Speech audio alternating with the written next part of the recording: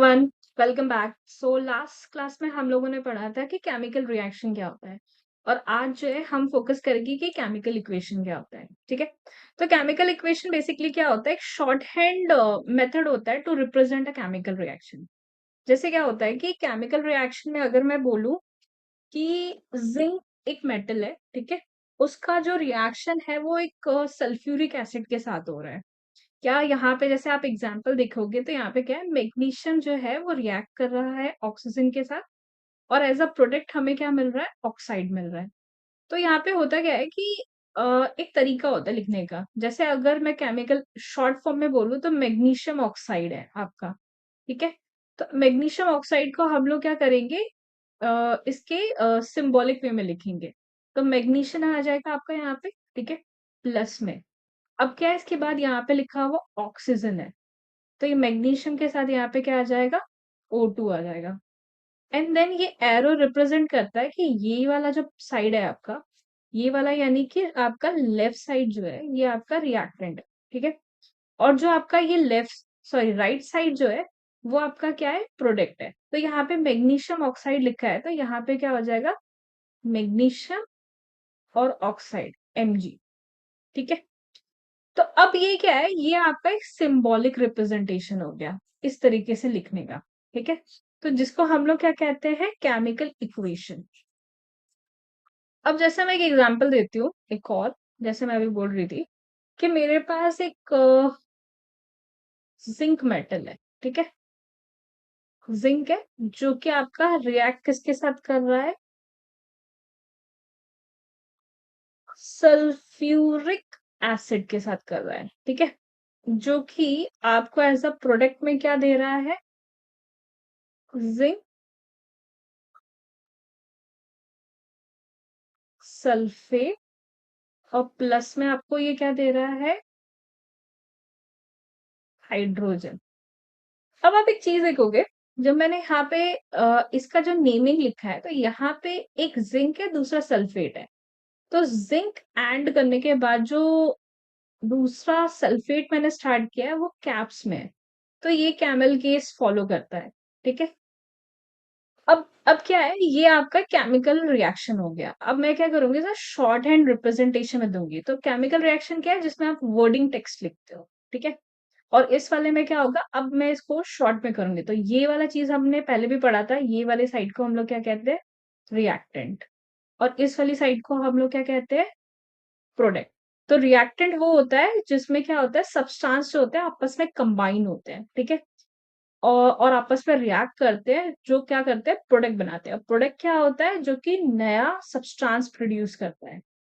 और एरो क्या पॉइंट करता है, एरो ये पॉइंट करता है कि आप, एरो बेसिकली क्या होता है, ये इन रिएक्टेंट एंड प्रोडक्ट के बीच में होता है हमेशा।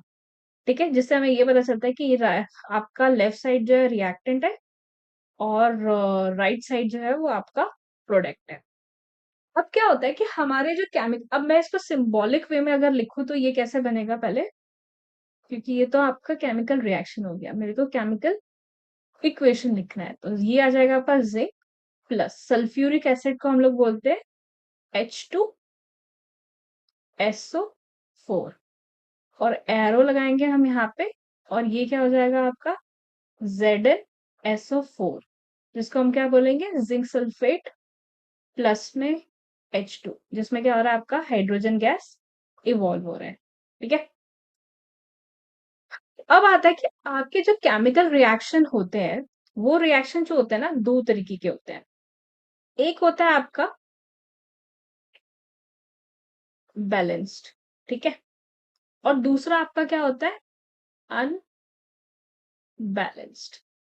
अब बैलेंस्ड और अनबैलेंस्ड में क्या होता है, बैलेंस्ड केमिकल इक्वेशन में क्या होता है, जो आपके नंबर ऑफ एटम होते हैं, जो आपके नंबर ऑफ एटम्स होते हैं ऑफ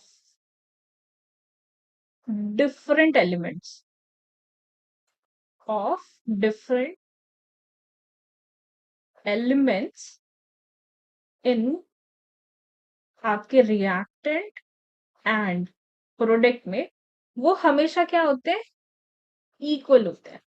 जैसे अगर मैं ये वाली रिएक्शन देखूं, जैसे मैं इसको बनाती हूँ, तो आपका एक ये मैं इस साइड रख लेती हूँ रिएक्टेंट और इस साइड रख लेती हूँ प्रोडक्ट। अब इधर देखूंगी तो जिंक कितने हैं, एक है, तो मैं यहाँ रिएक्टेंट में 1 डाल देती हूँ फॉर जिंक। और इस साइड देखूंगी तो जिंक की कितनी वैल्यू है, एक है, तो प्रोडक्ट में भी आ गया 1।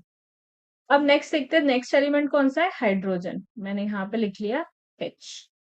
अब हाइड्रोजन में अगर मैं यहाँ पे देखूं तो H के नीचे क्या लिखा हुआ है, 2 लिखा हुआ है, यानी इसके कितने एटम्स यहाँ पे है, 2। तो यहाँ पे आ गया 2। अब इस साइड पे देखूंगी तो हाइड्रोजन कितने हैं, इसके नीचे भी 2 है, तो प्रोडक्ट साइड भी कितना हो गया, 2। अब नेक्स्ट एलिमेंट कौन सा है, सल्फर। मैंने यहाँ लिखा सल्फर। अब सल्फर इस साइड देखूंगी तो सल्फर कितना है, 1, है ना, क्योंकि नीचे कुछ भी नहीं है, तो 1। सेम इसके केस में अगर देखेंगे तो यहाँ पे भी सल्फर क्या है, 1। तो दोनों साइड में 1 है, 1। अब अगर हम नेक्स्ट देखें, सल्फर के बाद नेक्स्ट क्या है आपका, ऑक्सीजन, है ना, सल्फर के बाद। तो ऑक्सीजन के नीचे देखेंगे तो 4 लिखा हुआ है, तो यहाँ पे आ गया आपका 4। अब यहाँ पे भी देखेंगे तो ऑक्सीजन के नीचे क्या है, 4 लिखा हुआ है, तो यहाँ पे आ गया 4। तो इस केस में अगर आप देखोगे तो reactant and product her case में क्या है, इक्वल है, यानी जितने भी डिफरेंट नंबर ऑफ एटम्स हैं ऑफ डिफरेंट एलिमेंट्स, वो सारे क्या है, इक्वल नंबर में है। इस साइड भी 1, इस साइड भी 1, इस साइड 2, इस साइड भी 2, ठीक है। इस तरीके के केमिकल रिएक्शन को हम लोग क्या बोलते हैं, बैलेंस्ड, ठीक है, बैलेंस्ड बोलते हैं। अब आते हैं अनबैलेंस में। अनबैलेंस में क्या होगा, आपके नंबर ऑफ एटम जो होंगे डिफरेंट एलिमेंट के क्या होंगे, वो अनइक्वल होंगे। अनइक्वल में जैसे मैं एक एग्जांपल देती हूँ, जैसे सिंपल सा हमारा वाटर का एग्जांपल है। हाइड्रोजन है, वो रिएक्ट करा आपके ऑक्सीजन के साथ, तो वो क्या बन गया, वाटर। अब अगर मैं यहाँ पे देखूं, चेक करूं, इधर लिखती हूँ मैं रिएक्टेंट और इधर लिखती हूँ मैं प्रोडक्ट, ठीक है। पहला एलिमेंट उठाते हैं हाइड्रोजन। अब मैं यहाँ हाइड्रोजन देखूंगी तो कितना है, 2 है, 2 लिखा मैंने, ठीक है। इस साइड भी हाइड्रोजन कितना है, 2, तो मैंने इधर पे भी 2 लिख दिया। नेक्स्ट अब मैं ऑक्सीजन को देखती हूँ। अब मैं यहाँ पे ऑक्सीजन देखूंगी तो उसके नीचे क्या है, 2 लिखा हुआ है, तो मैंने यहाँ पे भी 2 लिख दिया। नेक्स्ट अब मैं यहाँ पे ऑक्सीजन को देखूंगी तो इसके नीचे 1 है, तो यहाँ आ गया 1। अगर आप इस केस में देखोगे तो यहाँ पे अनइवन है, तो इसीलिए इस तरीके के रिएक्शंस को हम लोग क्या कहते हैं, अनबैलेंस्ड केमिकल इक्वेशन, ठीक है। तो हमारे पास जो केमिकल इक्वेशंस होते हैं, 2 तरीके के हो गए। आपका एक बैलेंस्ड हो गया और एक अनबैलेंस्ड हो गया। बैलेंस के केस में क्या होगा, इक्वल नंबर ऑफ एटम्स होंगे ऑफ डिफरेंट एलिमेंट, और अनबैलेंस में क्या होगा, अनइक्वल नंबर ऑफ एटम्स होंगे, more than 1 element in the reactant and product. जो कि आपने यहाँ देख लिया, ऑक्सीजन क्या है, अनइक्वल है, बट हाइड्रोजन के केस में ये बैलेंस्ड है, बट लेकिन ऑक्सीजन के केस में अनबैलेंस है, तो भी हम इसे क्या कहेंगे, अनबैलेंस कहेंगे, क्योंकि हर एलिमेंट के केस में क्या होना चाहिए था, बैलेंस्ड होना चाहिए था in reactant and product both, but oxygen के केस में ऐसा नहीं है, ठीक है। तो अनबैलेंस केमिकल इक्वेशन में एक तरीके से क्या हो गया, अनइवन मासेस हो गए, है ना। अगर मैं यहाँ देखूं, इसका मास मान लेते हैं इधर 2 है, तो इधर भी 2 है, बट यहाँ पे 2 है, लेकिन इस वाले केस में ऑक्सीजन के केस में क्या है, 1 है।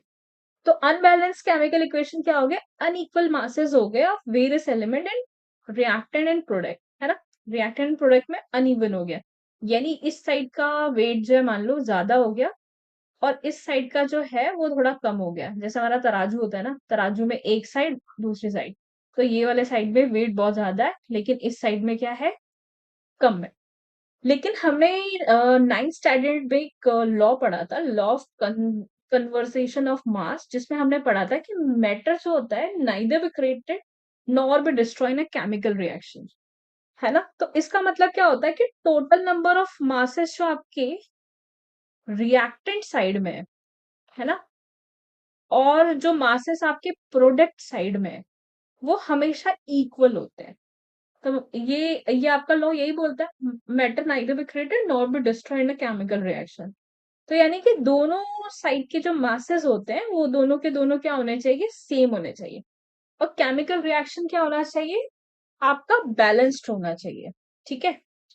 तो अगर मैं इसकी बात करूं, जो हम लोगों ने अभी ये हाइड्रोजन वाला रिएक्शन लिखा था, क्या था, H2 प्लस में O2, जो हमें क्या दे रहा था, H2O।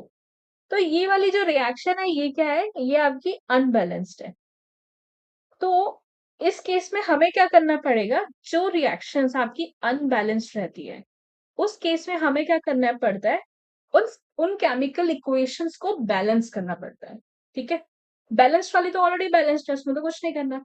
लेकिन जो अनबैलेंस्ड है, क्योंकि हमें उस लॉ को क्या करना है, उसको फॉलो करना है। लॉ कहता है कि आपका जो रिएक्टेंट साइड है और जो आपका प्रोडक्ट साइड है, वो दोनों इक्वल होने चाहिए। तो अब हम नेक्स्ट सीखेंगे कि केमिकल इक्वेशन को हम लोग बैलेंस कैसे कर सकते हैं। ठीक है, ये रब कर देते हैं। ठीक है, तो केमिकल रिएक्शन को बैलेंस कैसे करना है, तो वही सेम हम एग्जांपल ले लेते हैं जो हमने सबसे पहला अनबैलेंस में देखा था। वो क्या कहता था कि H2 तो है, प्लस में O2 है, जो कि हमें क्या दे रहा है, H2O दे रहा है। अब मैं सेम वैसे ही ग्राफ बना लेती हूँ। यहाँ पे एक रिएक्टेंट होगा हमारा, ठीक है, यहाँ पे लिख लेती हूँ रिएक्टेंट, और इस साइड लिख लेती हूँ प्रोडक्ट। ठीक है, तो पहला यहाँ पे दो ही एलिमेंट दिख रहे हैं, एक हाइड्रोजन दिख रहा है और एक ऑक्सीजन दिख रहा है। ठीक है, मैंने ऐसे करके ग्राफ बना लिया, और थोड़ा साफ सफाई के लिए मैंने इस तरीके से बना लिया। ठीक है, अब अगर मैं देखूं इस साइड में हाइड्रोजन, हाइड्रोजन यहाँ पे कितना है, ये हमने ऑलरेडी कर रखा है, 2 है। और इस साइड कितना हाइड्रोजन है, इधर भी 2 है। और ऑक्सीजन इस साइड कितना है, 2 है, लेकिन इस साइड ऑक्सीजन 1 है।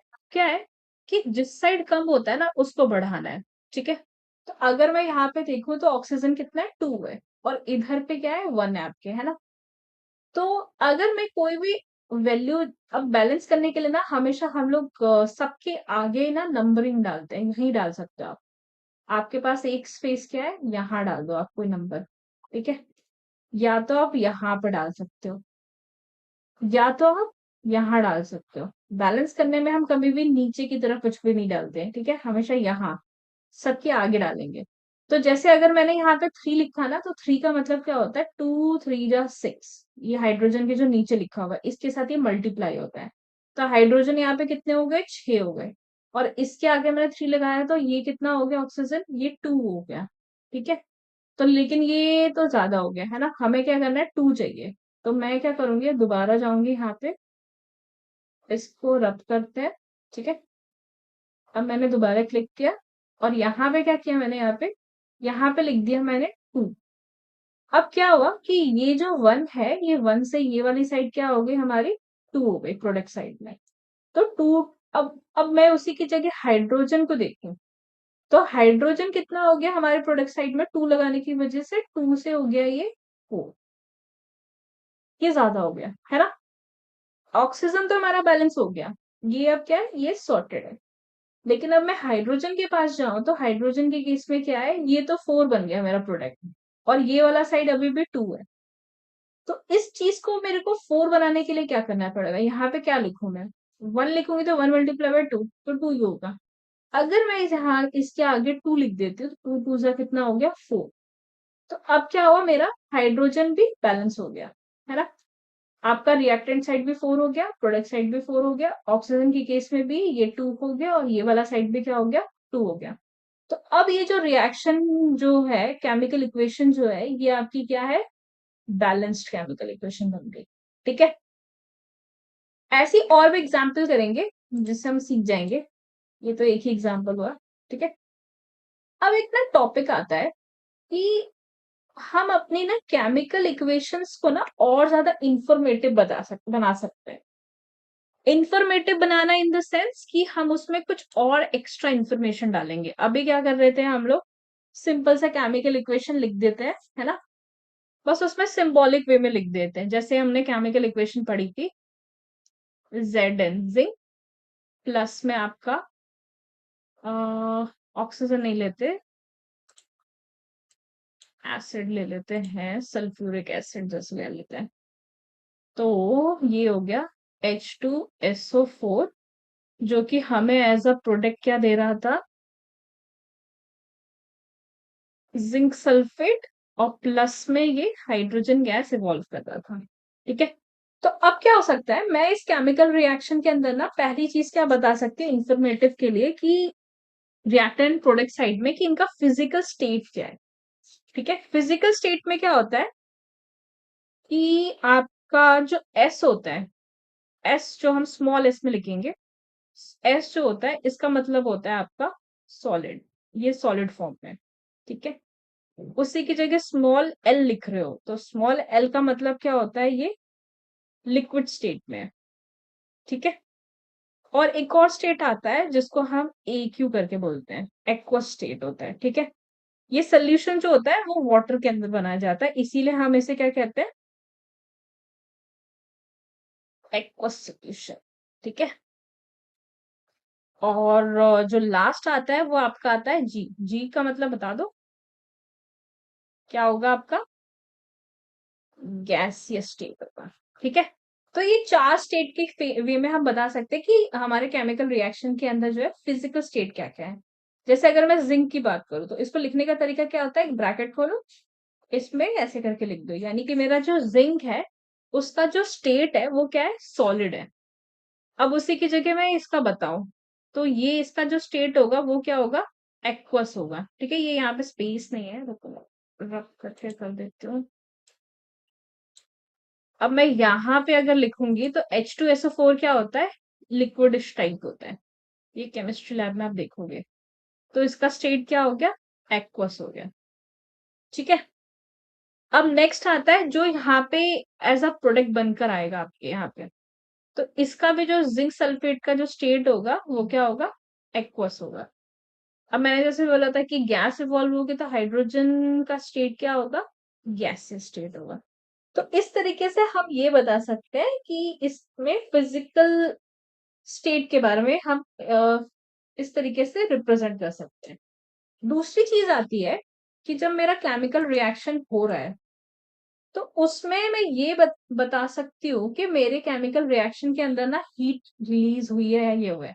हमने जो कि चेंज इन टेम्परेचर वाले में पढ़ा था कि दो तरीके के केमिकल रिएक्शन होते हैं, एक होता है जिसमें हीट एब्जॉर्ब होता है और एक रिएक्शन होती है जिसमें हीट जो होता है वो रिलीज होता है। तो जिस केस में हमारा हीट जो है इवॉल्व होता है उस केस को हम क्या कहते हैं, एक्सो, एक्सो थर्मिक, थर्मिक मतलब हीट है और एक्सो मतलब क्या है, वो रिलीज कर रहा है उस हीट को। तो जैसे सिंपल सा एग्जांपल है, मैंने जैसे कैंडल है या कैंडल या कोई भी जो कार्बन प्रोडक्ट है, ठीक है, अगर मैंने उसको ऑक्सीजन की प्रेजेंस में बर्न करा तो क्या करेगा वो बन जाएगा आपका कार्बन डाइऑक्साइड। जैसे कोई पेपर हो गया जिसको आपने बर्न कर दिया, कोयला हो गया। ठीक है, तो ये कार्बन प्रोडक्ट बर्न होगा, ये आपको क्या देगा, कार्बन डाइऑक्साइड। और कार्बन डाइऑक्साइड का स्टेट तो आपको पहले से ही पता है क्या होता है, गैसियस स्टेट होता है। कार्बन कोई भी सॉलिड है, मैंने कोई लकड़ी जला दी या कुछ भी है ना, पेपर जला दिया तो उसका सॉलिड स्टेट होगा। ऑक्सीजन क्या है, एक गैस है, तो उसका स्टेट क्या होगा, जी होगा। ठीक है, अब हीट इवॉल्व के केस में क्या होगा, यहाँ पे हम इस तरीके से लिखेंगे कि हीट रिलीज हो रही है। ठीक है, तो इस तरीके के केमिकल रिएक्शन को हम लोग क्या कहते हैं, एक्सोथर्मिक रिएक्शन, जिसमें क्या हो रही है, हीट रिलीज हो रही है। या जैसे आपका कोई नेचुरल गैस है, जैसे नेचुरल गैस को आप क्या बोल रहे हैं, मीथेन हो सकता है। ठीक है, कोई नेचुरल गैस है जो कि ऑक्सीजन की प्रेजेंस में हो रही है। मीथेन क्या है, एक गैस है, तो इसके आगे आप जी लिख सकते हो। ऑक्सीजन क्या है, एक गैस है, तो इसके आगे जी लिखोगे। इन द एंड जितने भी कार्बन टाइप के प्रोडक्ट होते हैं उनका मोस्टली जो रहता है वो क्या रहता है, कार्बन डाइऑक्साइड उसमें से रिलीज होगी होगी, और कुछ सम अमाउंट ऑफ जो होगा वाटर रिलीज होगा, प्लस जो सबसे इंपॉर्टेंट चीज है वो हीट, हीट रिलीज होगी बहुत ज्यादा अमाउंट में। ठीक है, तो जितने भी नेचुरल गैस हैं या जितनी भी चीजें जो जल सकती है वो सारी की सारी रिएक्शन जो होती है वो क्या होती है, एक्सोथर्मिक रिएक्शन होती है, जिसमें भी कंबशन हो रहा है। ठीक है, वो सब के सब क्या करते हैं, हीट रिलीज करते हैं। हीट रिलीज का मतलब ही क्या है आपका, एक्सोथर्मिक रिएक्शन। ठीक है, अब मैंने एक और चीज कहा था कि जब हम रिस्पिरेशन का प्रोसेस करते हैं, रिस्पिरेशन करते हैं, तो उस टाइम पे भी हमारी बॉडी क्या करती है, उसके अंदर क्या होता है, ग्लूकोज का ना स्लोली कंबशन टाइप का प्रोसेस होता है। जिसमें ग्लूकोज क्या करता है, ऑक्सीजन के प्रेजेंस में आता है एंड देन उसका ब्रेक डाउन होता है, तो वो carbon dioxide, water and plus कुछ अमाउंट ऑफ एनर्जी रिलीज करता है। एनर्जी यानी कि हीट। जैसे आपने देखा होगा सांस जब आप बाहर की तरफ रिलीज कर रहे होते हो तो थोड़ा तो हीटिंग आती है बाहर से। ठीक है, ठीक है। तो इसके केस में क्या होता है, ग्लूकोज क्या होता है आपका, ये आप पढ़ोगे अपने कार्बन चैप्टर के अंदर डिटेल में। ये आपका हो गया C6H12 और ऑक्सीजन इसमें कितना होता है, 6। तो आपका जो ग्लूकोज होता है वो एक्वा स्टेट में होता है। ठीक है, प्लस में आपका ऑक्सीजन हो गया जो कि हमेशा ब्रेक डाउन होगा आपका कार्बन डाइऑक्साइड, वाटर, प्लस में आपकी जो एनर्जी है, एनर्जी यानी कि हीट हो गया। ठीक है, तो रिस्पिरेशन को भी ऐसा आता है कभी कभी एग्जाम्पल में, why respiration is called as a exothermic process. तो उसमें आप क्या करोगे, उसमें ये केमिकल इक्वेशन लिख दोगे आप, जिसमें बता दोगे कि ग्लूकोज का ब्रेक डाउन हो रहा है एंड वो क्या कर रहा है, कार्बन डाइऑक्साइड, वाटर प्लस कुछ अमाउंट ऑफ हीट एनर्जी को रिलीज कर रहा है। ठीक है, तो इस प्रोसेस में क्या हो रहा है, एनर्जी प्रोड्यूस हो रही है, ठीक है, रिलीज हो रही है। तो इस तरीके के प्रोसेस को हम लोग क्या कहते हैं, एक्सोथर्मिक। एक और हमने बहुत स्टार्टिंग में चैप्टर के पढ़ा था कि मैग्नीशियम रिबन वाला, कि मैग्नीशियम है जो ऑक्सीजन के साथ रिएक्ट कर रहा है और उसमें क्या बन रहा है, मैग्नीशियम ऑक्साइड। तो ये भी कौन सा एग्जाम्पल है, ये भी आपका एक्सोथर्मिक रिएक्शन ही है। ठीक है, इसमें क्या हो रहा है, आपका हीट रिलीज हो रहा है। ठीक है, ओके। अब चलते हैं, एक्सोथर्मिक हमने कर लिया, अब आते हैं एंडोथर्मिक। जब एक्सो की बात की है तो सॉरी एंडो की बात, सॉरी एक्सो की बात की है तो अब एंडो भी करेंगे। तो एंडो क्या है आपका, एंडो, एंड देन उसके बाद क्या आ रहा है, थर्मिक आ रहा है। तो एंडो वो होता है रिएक्शन जिसके अंदर क्या होता है, हीट इवॉल्व, मतलब हीट का यूज होता है। ठीक है, और उसको यूज करके उसमें क्या होता है कि मतलब मैंने बहुत लार्ज अमाउंट ऑफ हीट उसको दिया एंड देन जो हमारे पास प्रोडक्ट आया उसमें टेम्परेचर जो है उसका कूल डाउन टाइप हो गया। ठीक है, उस तरीके की रिएक्शन को हम क्या कहते हैं, एंडोथर्मिक। जैसे जैसे मेरे पास ना एक नाइट्रोजन है, ठीक है, नाइट्रोजन जो है ऑक्सीजन के साथ रिएक्ट किया और उसमें ना हमने हीट भी दिया उसे। इसमें जो टेम्परेचर का जो हीट होता है ना ये बहुत हाई होता है, जैसे 30,000 डिग्री सेल्सियस के अराउंड इसमें टेम्परेचर होता है।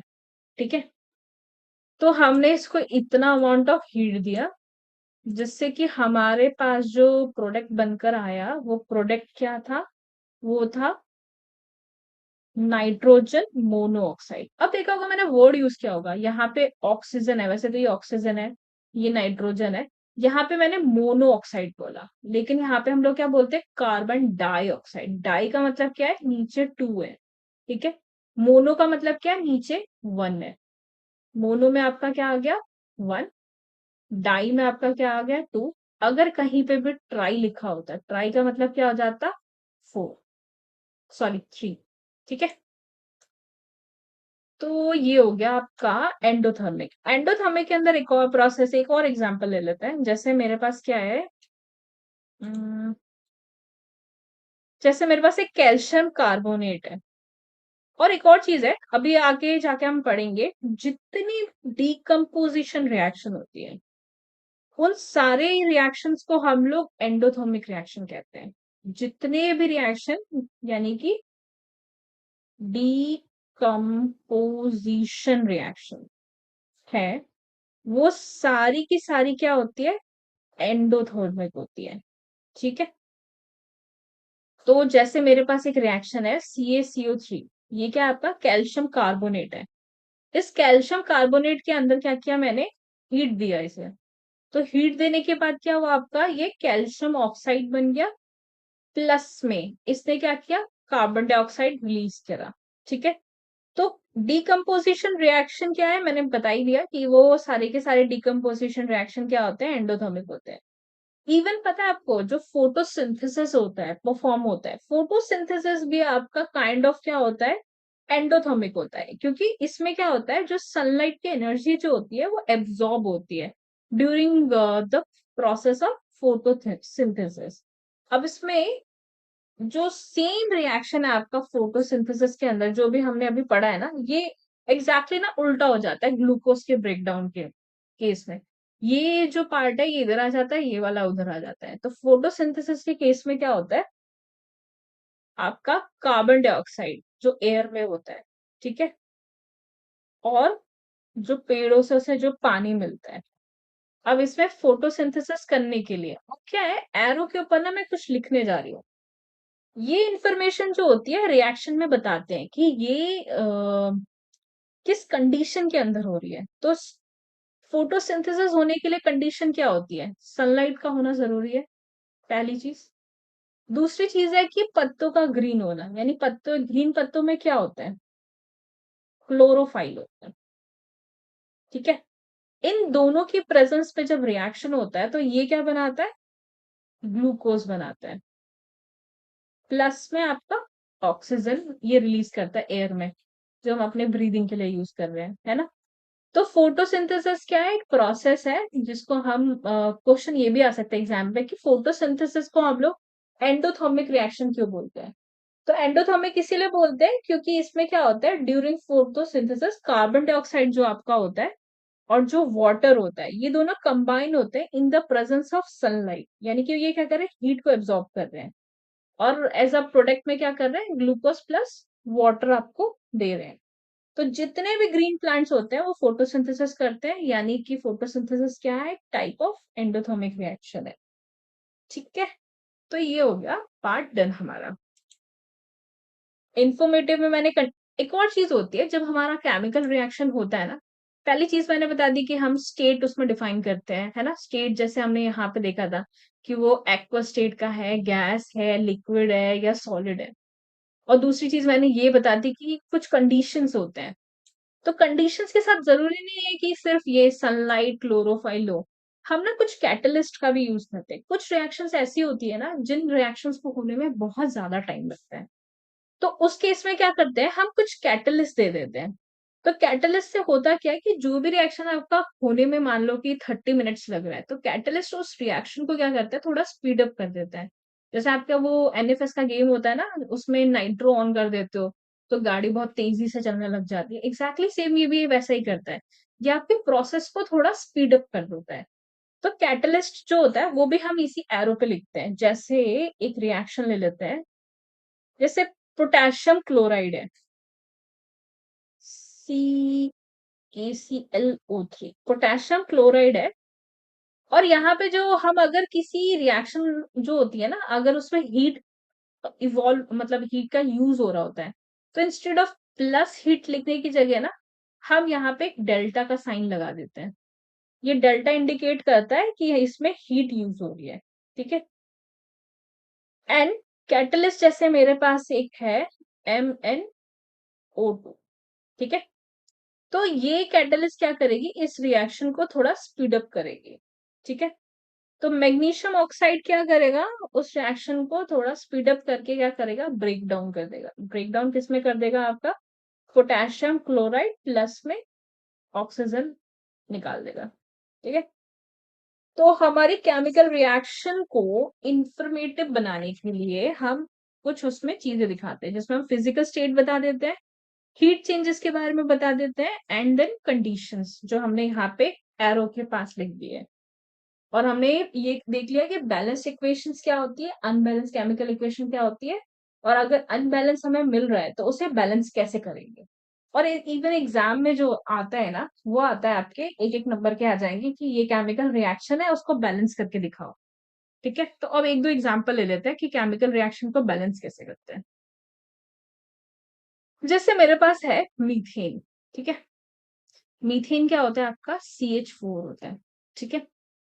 प्लस में आपका आ गया ऑक्सीजन, जो कि फॉर्म कर रहा है कार्बन डाइऑक्साइड प्लस में वाटर। अब चलो इसे बैलेंस करते हैं। अब मैं इधर देखूंगी तो कार्बन कितने हैं, एक है, इस साइड भी एक है, यानी कार्बन जो है वो बैलेंस्ड है। नेक्स्ट आते हैं हाइड्रोजन, यहाँ पे कितने हैं, चार, यहाँ पे कितने हैं, दो। एक काम करती हूँ, मैं एक ड्रॉ कर लेती हूँ। ये रिएक्टेंट है, ये प्रोडक्ट है, ठीक है। पहला हमने कार्बन देख लिया था, इस साइड भी 1 था, इस साइड भी 1 था। नेक्स्ट आ गया हाइड्रोजन, रिएक्टेंट साइड में कितना है? 4 है, और इस साइड में कितना है? 2। ओके, तो अब यहाँ पे क्या है कि नंबर ऑफ ऑक्सीजन जो है हमारे इस साइड में 2 है, और इस साइड में कितने हैं? अ, अगर आप देखोगे तो यहाँ पे 2 है और प्लस में 1 है, तो यहाँ पे टोटल कितने हो गए? 3 हो गए। ठीक है, तो कार्बन तो सॉर्टेड है ना? और अगर मैं हाइड्रोजन को देखूं, तो हाइड्रोजन इस साइड 4 है और इस साइड में 2 है, यानी इस साइड कम है, प्रोडक्ट साइड में। तो इस साइड पे क्या करेंगे हम लोग, यहाँ पे इसके आगे लिख देंगे 2। तो हाइड्रोजन जो है वो 2 से कितना बन गया? 4 बन गया। 2 2 जा 4। तो ये साइड भी बैलेंस हो गई। अब नेक्स्ट आते हैं ऑक्सीजन पे। ऑक्सीजन अगर मैं यहाँ देखूं तो यहाँ पे 2 है, बट इस साइड में अगर मैं देखूं तो अब कितना हो गया? मतलब मेरे यहाँ 2 लगाने की वजह से क्या हुआ है कि 2 है और प्लस में 2 है। तो अब ये जो है आपका 3 से चेंज होके ये बन गया 4, है ना? क्योंकि यहाँ पे 2 है और प्लस में यार 2 मल्टीप्लाई बाई 1। एक ही ऑक्सीजन है क्योंकि इसके नीचे कुछ भी नहीं लिखा था, 1 2 3 4 कुछ भी नहीं। तो 2 प्लस 2 कितना हो गया? 4 हो गया। तो अब 2 को 4 बनाने के लिए क्या करना पड़ेगा? 2 मल्टीप्लाई बाई 2 4। तो मैं इसके आगे लिख दूंगी 2, 2 टू जा 4। अब मैं अगर देखूं तो यहाँ पे कार्बन 1, कार्बन 1। ठीक है, तो कार्बन इधर 1 और यहाँ पे भी कार्बन 1। अब हाइड्रोजन पे जाओ तो इधर पे कितने हैं? 4, और यहाँ पे 2 टू जा 4। ठीक है, 2 मल्टीप्लाई बाय 2, 4 हो गए, सॉर्टेड है। इधर पे ऑक्सीजन कितने हैं? 4 है। और इस साइड देखूं तो यहाँ पे 2, यहाँ से मुझे मिल गया 2, और यहाँ से 2 1 जा 2, क्योंकि नीचे कुछ भी नहीं है, तो ये हो गया 4। तो ये हो गया बैलेंस्ड। तो अब आपको क्या करना है, मैंने कुछ तो एक दो एग्जाम्पल हमने कर लिए हैं, कुछ होमवर्क में देती हूँ जो आप लोग करना अपने एंड पे। जैसे एग्जाम्पल में देती हूँ, एग्जाम्पल में सिंपल सा ही रखते हैं, और नेक्स्ट क्लास में थोड़े से एक दो एग्जाम्पल्स और कर लेंगे, एंड देन आफ्टर दैट हम लोग स्टार्ट करेंगे एक नया टॉपिक। वो जो नया टॉपिक होगा आपका वो होगा जिसमें आप टाइप ऑफ केमिकल रिएक्शन पढ़ोगे। ठीक है, तो टाइप ऑफ केमिकल रिएक्शन पढ़ेंगे तो मैं आपको एक एग्जांपल देती हूँ। मान लो आपके पास ना एक सिल्वरी एक एक्स मेटल है। ठीक है, मुझे नहीं पता ये क्या है, लेकिन ये जो मेटल है वो है आपका एक्स मेटल। ठीक है, कुछ भी हो सकता है। अब क्या है, इसको टेक प्लेस किया जाता है टू फॉर्म, मतलब बेसिकली आपका क्या है, ये आपके पास एक रिबन है एक्स नाम का जिसको हम बर्न करते हैं, जिसमें से एक व्हाइट कलर की फ्लेम आती है, जो कि आपका क्या बना देता है? एक पाउडर बना देता है। वो पाउडर क्या है? आपका वाई है। ठीक है, when water is added to powder Y, ठीक है, तो ये क्या करता है? Dissolve partially to form another substance. जब मैं इस प्रोडक्ट के अंदर यानी कि वाई के अंदर क्या कर रही हूँ, प्लस अगर मैं इसके अंदर वाटर डाल दे रही हूँ, तो ये क्या कर रहा है? एक अनदर सब्सटेंस बना रहा है जिसका नाम क्या है? जेड।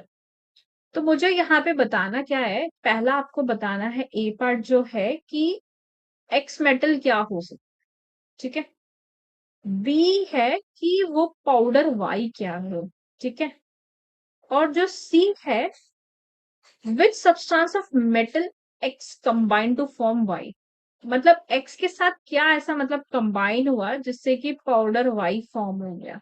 ठीक है, और जो डी पार्ट है उसमें आप बताओ कि सब्सटेंस जेड है क्या एक्चुअल में।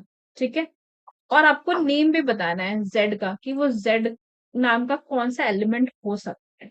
ठीक है, और ई में आपको क्या करना है, आपको एक बैलेंस केमिकल इक्वेशन लिखनी है। ठीक है, जिसमें क्या होगा, आपका मेटल एक्स जो होता है वो बर्न होगा आपका एयर में, एयर मतलब ऑक्सीजन, और वो फॉर्म करेगा पाउडर वाइट। ठीक है? अगेन बता देती हूँ, Y के अंदर क्या कर रही हूँ, प्लस अगर मैं इसके अंदर वाटर डाल दे रही हूँ, तो ये क्या कर रहा है, एक अनदर सब्सटेंस बना रहा है, जिसका नाम क्या है, Z। तो मुझे यहाँ पे बताना क्या है, पहला आपको बताना है ए पार्ट जो है कि एक्स मेटल क्या हो सकता है, ठीक है? बी है कि वो पाउडर वाई क्या है, ठीक है? और जो सी है, which substance of metal X combine to form Y, मतलब एक्स के साथ क्या ऐसा मतलब कंबाइन हुआ जिससे कि पाउडर वाई फॉर्म हो गया, ठीक है? और जो डी पार्ट है उसमें आप बताओ कि सब्सटेंस जेड है क्या एक्चुअल में, ठीक है? और आपको नेम भी बताना है जेड का कि वो जेड नाम का कौन सा एलिमेंट हो सकता है, ठीक है? वो फॉर्म करेगा पाउडर वाइट, ठीक है? अगेन बता देते